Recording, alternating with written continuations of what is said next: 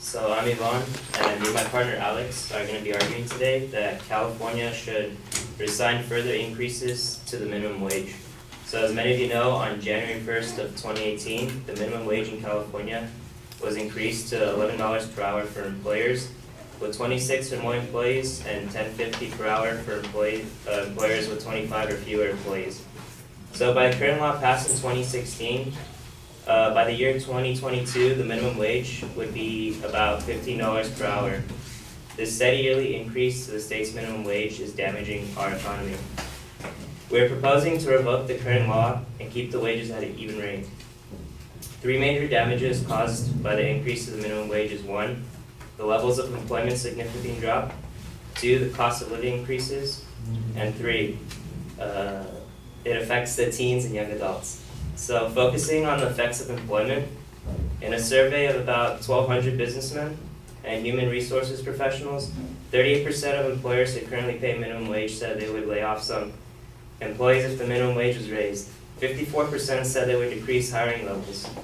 In San Francisco, the Office of Economic Analysis said that an increase to $15 per hour would reduce the city's employment by about 15,000 private sector jobs. Many companies already are outsourcing, and increases to wages will expand even more. Similarly, automation is rising in multiple businesses and companies. Some fast food restaurants like McDonald's and Panera Bread are already having kiosks.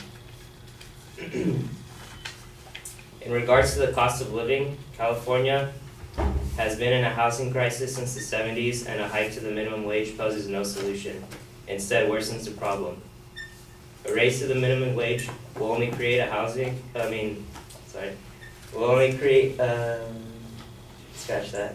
In cities such as LA with a limited housing supply, raising the minimum wage but not increasing housing stock would lead to an increase in rental prices, as almost 700,000 minimum wage workers will have more money to compete for the same low inventory of rental units, according to researchers from UCLA.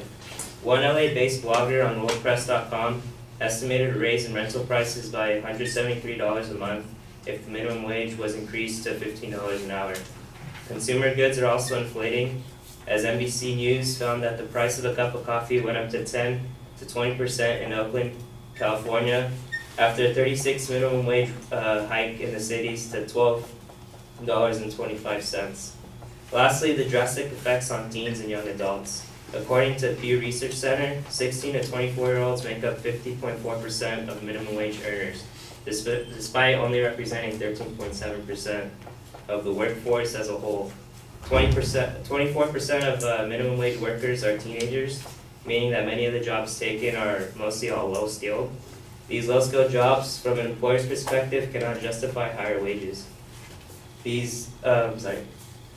James Dorn, PhD senior fellow at the Cato Institute, stated that 10% increase in the minimum wage leads to a 1 to 3% decrease in employment of low-skilled workers in the short term, and to a large decrease in the long run. Simply enough, the key to clear this problem set forth is to resign the current state law for the increase of minimum wage and set a minimum wage to last that will allow for the current system to correct itself, benefiting the state.